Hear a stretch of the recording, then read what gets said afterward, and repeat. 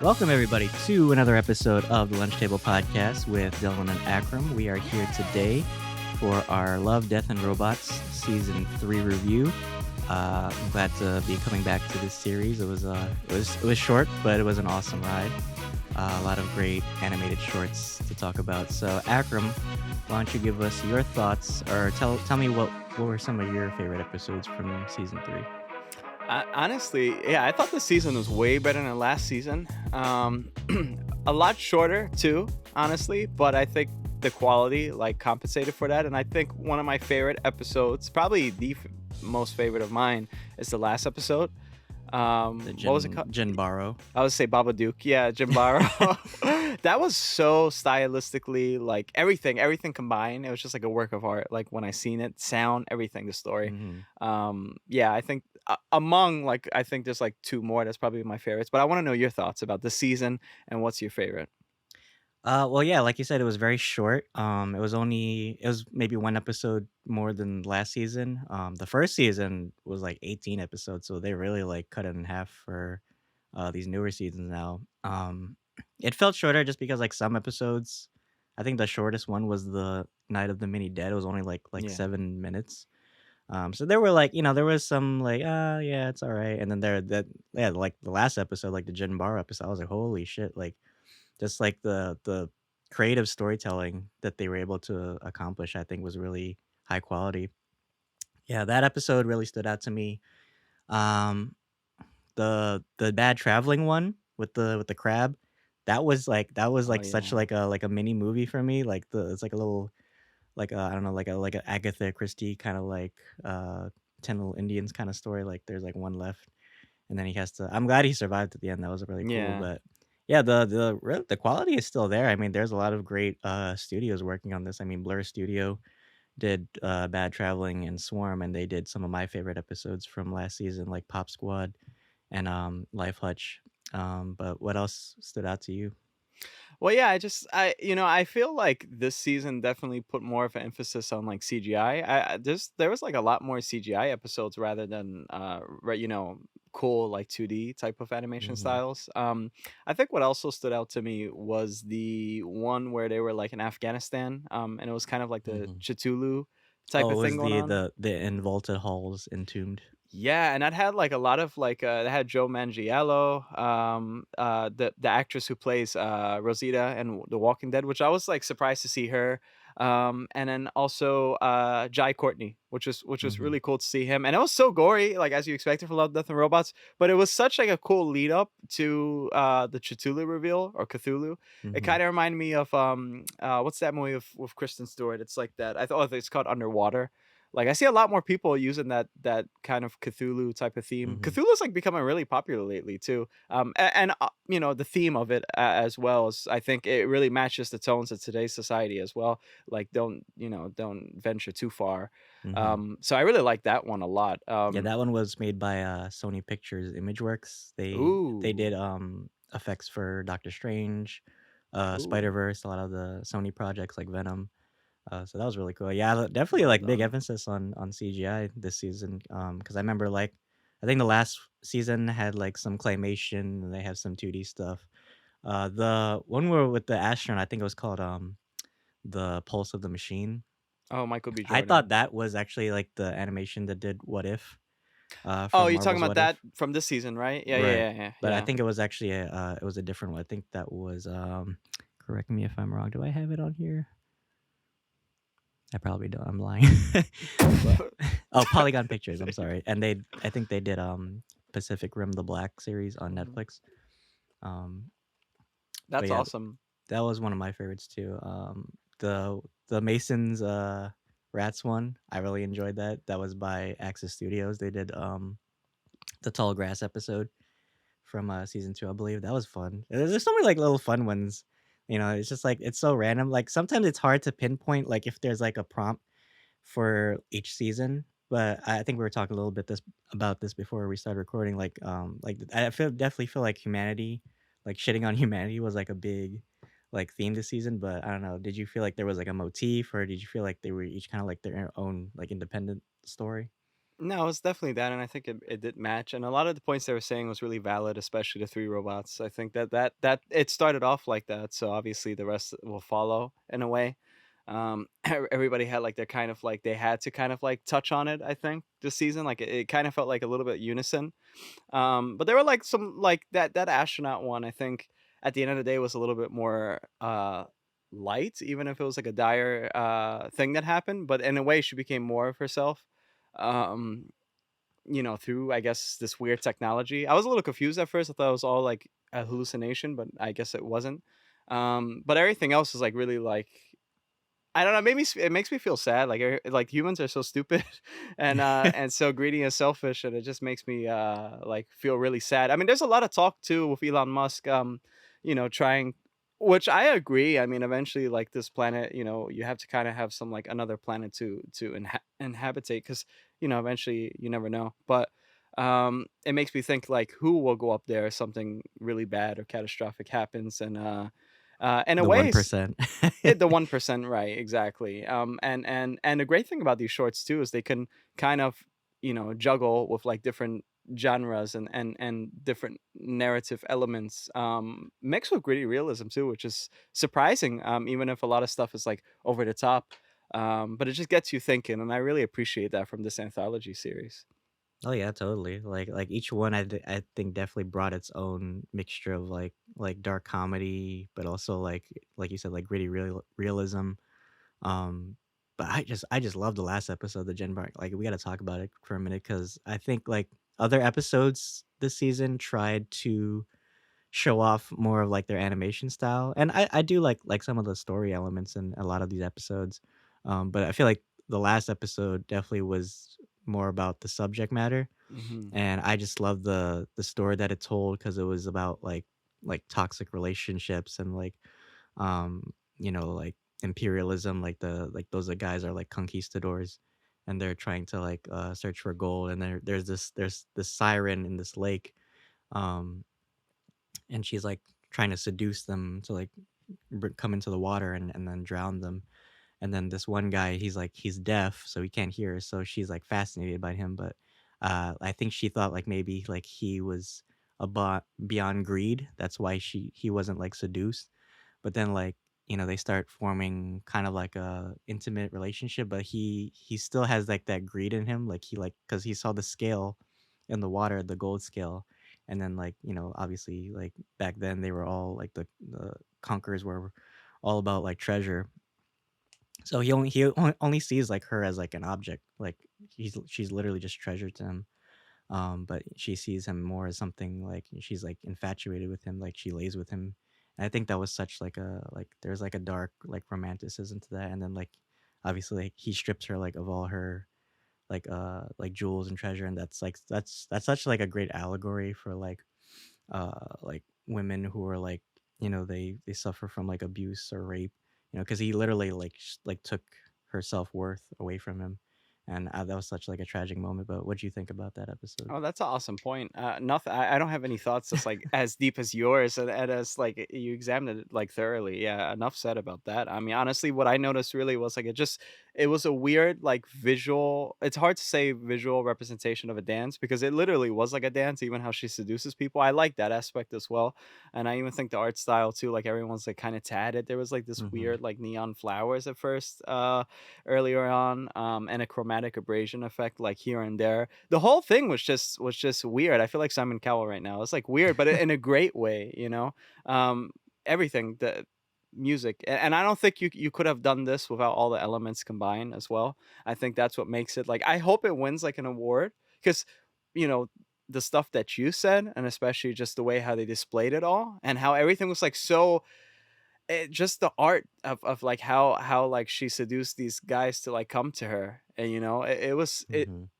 it was just really visually striking. Like it had my jaw like drop to the floor watching it. I was just like really that probably was like one of my favorite episodes of the whole series, I'd say, because Mhm, I really felt like it was more deeper than it was much more than just an episode on Netflix. You know what I mean? It mhm. it was much more. I felt like you could do something like that, like in a dance show or something like that. Mhm. It was like a showcase, honestly, of like multiple talents Mhm. of everyone working It on it. definitely felt So like the most artistic as far yeah, as subject matter for a lot of these episodes.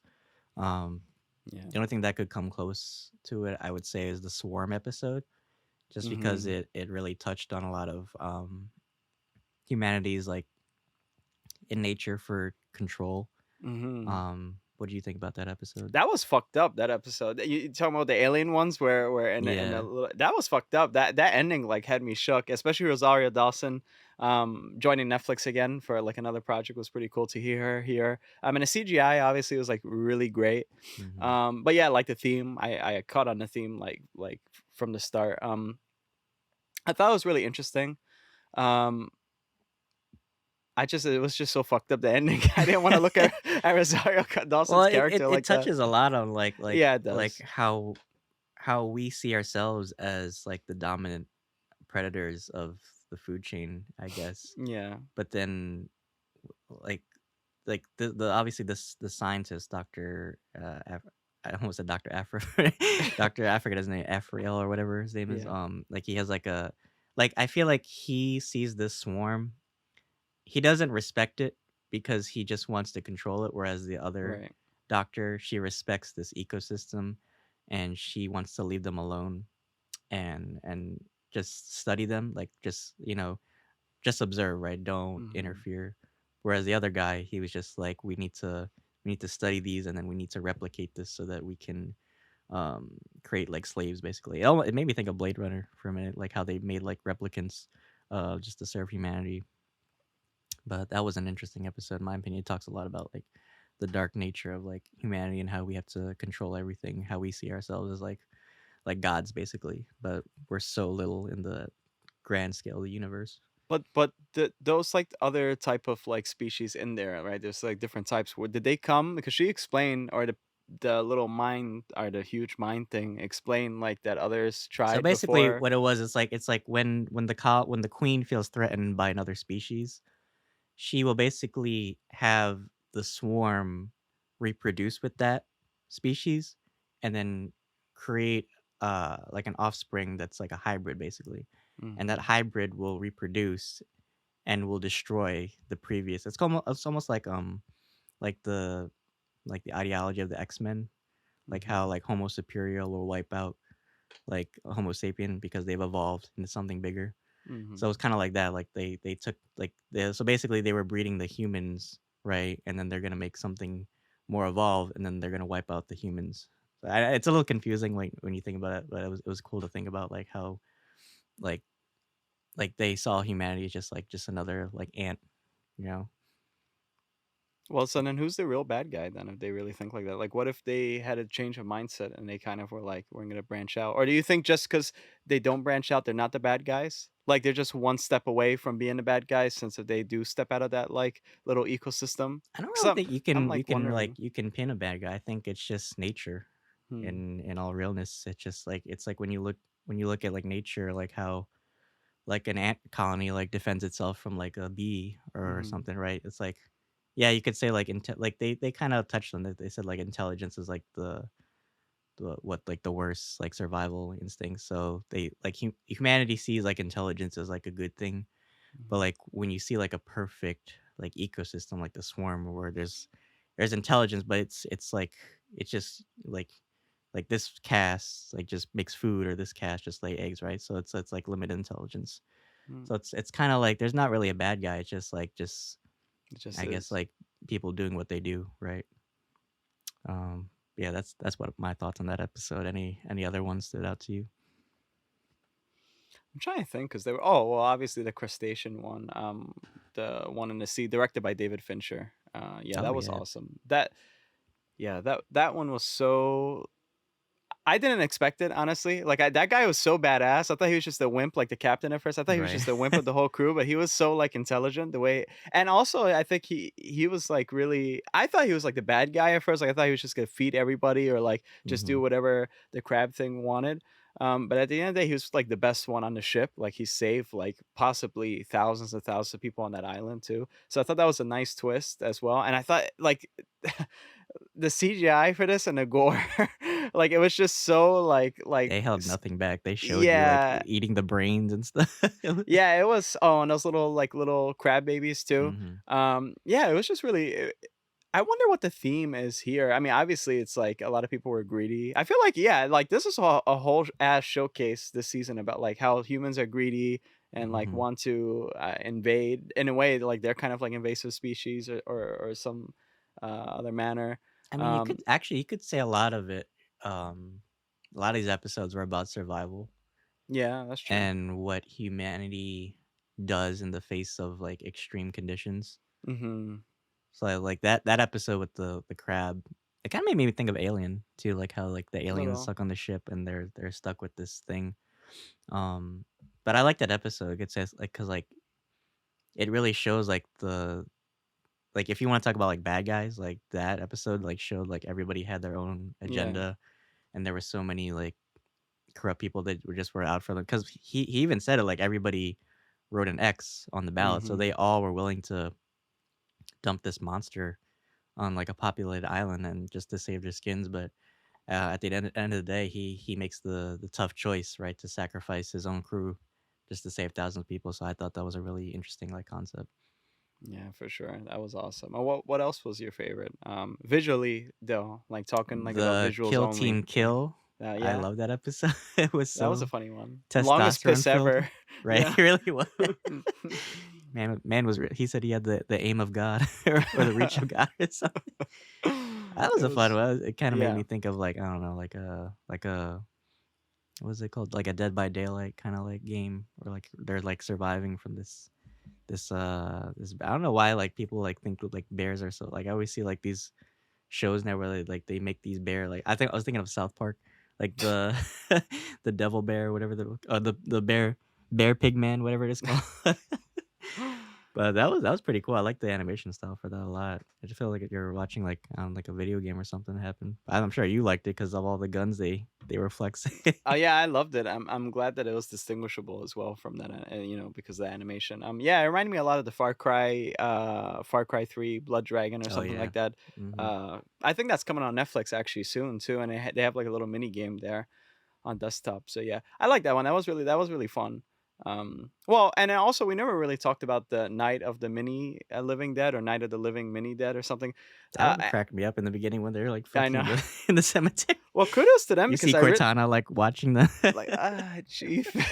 No, I mean, it was I thought, like, it was so cool to just see that animation style too, because we haven't really seen anything like that for, like, an extended period of time, for, like, a really long time. Um, and it was just a whole short, and even if it was really short, I thought that was just really funny, and it also talks a little about humans too. Like, I'm they made a little reference, I believe, to Trump or something in the White House. Oh It's like, yeah. "Fuckhead" or something. I thought that was really interesting as well, and it's Was also that really interesting yeah. was that stop motion or was that like 2D? I I I have no can't. idea. I don't think that was stop motion, to be honest. I think that was just, like, some type of CGI, but they did something with the camera to, like, Mhm. make it seem like that. Because I couldn't imagine, like, them doing something with stop motion on that scale. If they did that, that show would take, like, a really long time. But I don't know, that's, like, what really Love, Death, and Robots is about, so I don't really know, yeah. Interesting, interesting. Yeah.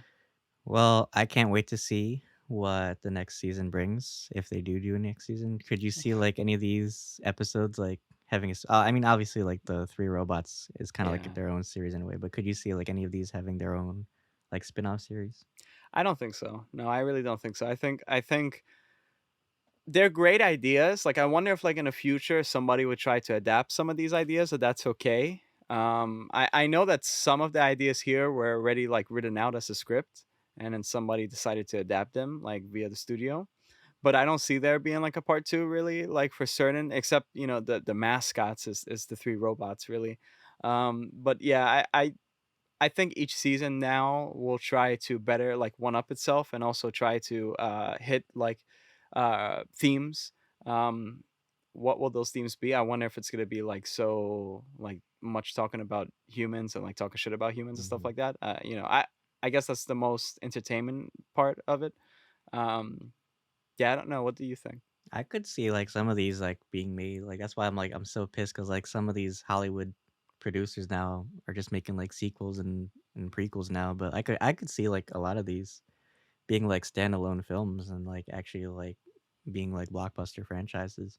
So Yeah. I kind of want to see I have higher expectations now from Hollywood just like watching these little like short like animations and stuff. But how would you like would you say this season was stronger than the past two Oh, or for would you sure. for For sure? sure. It was absolutely stronger. I think they seen the feedback from everyone in season 2. I don't feel like season 2 was the best. I felt like season 1 was Oh, really really? cool, but you had a lot in season 1. And it was really the first of its kind as well. It was really cool. Like, usually you see this type of stuff like on YouTube, like from fans just trying to make little short stories, and finally you have like a professional production behind it. So I feel like season 2 wasn't the strongest, but season 3, yeah, I think it was. And I think they also noticed too that like a lot more people, I'd say a lot more people are attracted to like CGI more so Mhm. than 2D animation, which is, say what you will, but like the 2D animation is like I think really one of the strongest parts as well of Love, Death and Robots. Mhm. Sometimes it feels sometimes you could do like a lot more indie type of like narrative structures as well with like 2D. And it kind of reminds me of like Stranger. What's the thing called, that game? A lot of 2D animation stuff in Love, Death and Robots reminds me of that game that's like Stranger something. Do you know? It's made by Square Enix. Stranger Stranger. Things. No, not Stranger Things. Let's not talk about that. Well, we got a review for that coming out soon. I'm sorry if I look weird today too, by the way, guys. I'm really sleepy. But yeah. Uh, well, anyways, because Dylan ruins my point always. You could do a lot of like you could really dig deeper. I feel like with 2D animation and really like feel more emotional towards that. I feel like CGI is like very showy sometimes, and Mhm. you know, yeah. So I would rate this season honestly I would rate it like a 9 out of 10, honestly. I would say 9 too. Actually, Yeah. I think I still like season 2 a lot. Season 2, I feel like, had some of my favorite episodes from this anthology series, like, I think I don't know if it was season 1 or I think it was season 2. It was like, Pop Squad with the noir guy, Oh, yeah, that was like, cool. where he's killing the kids, and then, That was a cool concept, Life yeah. Hutch was pretty cool too. That was the one with, Michael B. Jordan. That one, that's Life for sure. But I think, like, nowadays, like, people are really, like, paying attention to, like, these very experimental shows where it's like, Yeah. there doesn't have to be a definitive storyline. It can kinda have a theme and then, because look at, like, Star Wars Visions or, like, Marvel's What If, right? Like, they don't have to follow like, well, I guess Marvel What If had, like, their own storyline, but for the most part, each episode had its own identity, and then coming together, um, it kinda has its own, I don't know, like, mark or signature, right? So, I'm glad that a lot of these, like, shows now, especially, like, animated wise, are kind of, like, following their own formula and giving spotlight to a lot of these amazing, like, directors and studios and animators, like, that they're finally, like, being able to show their voice through these very expressive and artistic, quality, like, animations and stuff. But yeah, any final thoughts you wanna close out for Love, Death, and Robots? Well, yeah, for Love, Death and Robots, yeah, here's to another season, like, probably 2 years from now, 1 year from now, because they take That was a super long ass time long. since the last season, right? Yeah, and I mean, I think that's a downside too. It's like so short. I don't know if that's like they're trying to get people to want it more, and get excited for the next season. Or unless it's just about quality, really. But I don't know how many studios they enlist for season 1. They probably enlisted so many studios to do like multiple projects and stuff. Um, yeah, absolutely what you said. I really enjoyed the season. I think that Netflix, say what you will, I feel like Netflix does provide a great platform for people to do experimental type of productions as well, and stuff that you haven't really seen before. And I really appreciate that, especially like I remember hearkening. Now I'm going to harken back to actually when we talked about Zack Snyder's Justice League. Back then, probably like around the 2014s or something, you wouldn't be able to do that. But now, with streaming platforms, especially, I think you can do that. And especially now, studios kind of seem like they're listening more to fans here and there. So he got to fulfill the movie that he envisioned, and so like a lot of people, like these creators and these studios from Love, Death, and Robots, they get to fulfill theirs. And who knows? Again, like I said, some of these like were like there's like scripts that were already written, and they just picked him up. So I feel like a lot of people are getting chances now, and so it looks like the Mhm. future is bright, honestly, for like young creators and fresh ideas, honestly. So I Mhm. really appreciate that from this show. I think that's the showcase of that. Yeah, definitely. It's great to see like these smaller like independent studios like be matched on the same par. Like I said, like these bigger studios like Sony and stuff. So like they get their own voice in a way. So there's a lot of like respect for smaller content creators. But I love this season. I think it was really great. You guys should definitely, if you haven't watched the first two seasons, definitely check it out. I wouldn't watch it around your kids. Yeah. Definitely, it's definitely not. It's definitely mature audiences only. But if you're into animation, definitely check it out. Yeah. But yeah, great season overall. Thank you guys for watching our review. We got a lot of cool episodes coming out. We promise we are working on Doctor Strange. I it know. is on the assembly line, but it is coming out. We Yeah. promise, guys. We're not sleeping on Doctor Strange. But we also have Obi-Wan coming out this week, so we're gonna have fun doing episode by episode reviews for that. Akram is working diligently on our Stranger Things video. That's why he's losing sleep just for I'm you really guys. tired. I'm so sorry. I look weird today. I'm just so tired. It's like he's like Snow White and the Seven Dwarfs, right? Yeah, I'm Like he's sleepy today. sleepy. Yeah. So that's gonna be cool. We're gonna have Yeah. just a series review for that when that comes out, but I Mhm. can't wait. And then obviously we have The Boys coming out. Is it June, right?